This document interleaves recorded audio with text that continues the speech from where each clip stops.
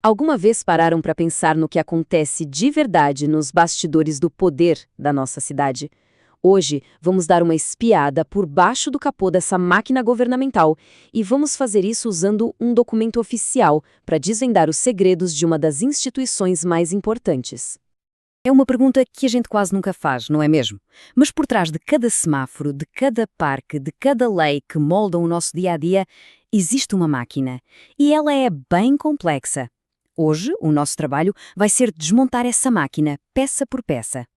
Pensem neste documento como se fosse o DNA do Poder Legislativo. É literalmente um manual de instruções que dita não só as regras do jogo, mas também como os jogadores são escolhidos, como eles sobem de nível e como são avaliados. É o roteiro para tudo. Para a gente conseguir desvendar esse sistema, vamos seguir um mapa com 5 paradas. Cada uma delas vai nos revelar uma camada diferente dessa estrutura toda. Então vamos lá. Vamos começar pela base, a própria arquitetura do poder. Ok, antes de falar sobre as pessoas, a gente precisa entender o lugar onde elas trabalham, certo? O artigo 1º da lei nos dá a planta da casa, dividindo tudo em 3 áreas funcionais bem distintas. Lá no topo da pirâmide, a gente tem o cérebro da operação, o plenário. Bom, é onde as grandes ideias são debatidas por todos os vereadores. A mesa executiva e o presidente são tipo o maestro da orquestra, garantindo que tudo flua direitinho. E as comissões? Pensem nelas como as equipes de especialistas que mergulham fundo nos detalhes. Se o primeiro grupo é o cérebro, este aqui é o grupo dos conselheiros sábios. São os advogados, os contadores, os especialistas em tecnologia, todos aqueles que dão o suporte técnico para garantir que cada passo seja dado com segurança e com base em conhecimento. E, finalmente, temos a espinha dorsal que sustenta o corpo todo. São as equipes que garantem que as luzes fiquem acesas, que os salários sejam pagos e que o cafezinho esteja pronto. Agora que a gente já conhece a estrutura, vamos ver como se faz para entrar nesse edifício. Então, como é que se consegue um lugar nessa máquina? Será que é por convite? Sorteio? Não, nada disso. O plano de carreira estabelece um caminho muito, mas muito específico e transparente. A palavra-chave aqui é mérito. Não importa quem a pessoa conhece, mas sim o que ela sabe. O concurso público, como está lá nos artigos 13 e 16, é a grande prova de fogo. É um campo de jogo nivelado, onde só os mais qualificados avançam. Simples assim. Claro, não basta ser o mais inteligente. O artigo 13 estabelece uma lista de requisitos básicos.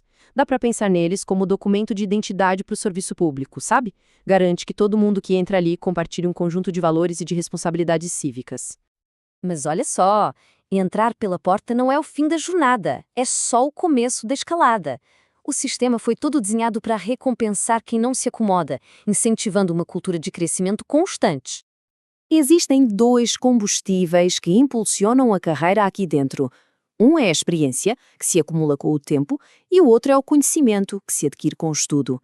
É uma fórmula bem inteligente que valoriza tanto a sabedoria dos mais antigos quanto a inovação daqueles que continuam a aprender. E aqui está a prova de que conhecimento é poder e também salário. O artigo 49 não só diz que a educação é importante, ele dá um valor numérico para ela. Cada diploma, cada curso se traduz num salto bem concreto na carreira. É um sistema que investe ativamente no capital humano. Mas atenção, a subida não é automática. O sistema tem um mecanismo de controle de qualidade. A progressão está diretamente ligada a um sistema de avaliação bem rigoroso, para garantir que só quem cumpre os padrões é que avança. 36 meses. Guardem bem esse número do artigo 35. São 3 anos. 3 anos inteiros sob o microscópio. É um período de prova muito intenso que separa, como se diz, o joio do trigo, decidindo quem fica para uma carreira de longo prazo. E o que é que esse microscópio procura? O artigo 65 nos dá a lista. Não são só as competências técnicas, mas também o caráter da pessoa. Pontualidade, responsabilidade, cooperação são os pilares que sustentam a confiança do público na instituição.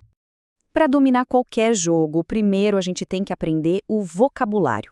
A lei funciona quase como um dicionário, definindo cada termo com uma precisão cirúrgica, para não deixar espaço para mal-entendidos. Vamos aprender algumas palavras-chave? O conceito mais básico, o átomo de toda essa estrutura, é o cargo público. Segundo o artigo 12, cada cargo é como uma caixinha com uma etiqueta, uma lista de tarefas e um preço. É a unidade fundamental de toda a organização. Depois temos o vencimento. Essa é a palavra técnica para o salário base. Pensem nele como o valor que está na etiqueta daquela caixinha antes de qualquer bônus ou extra.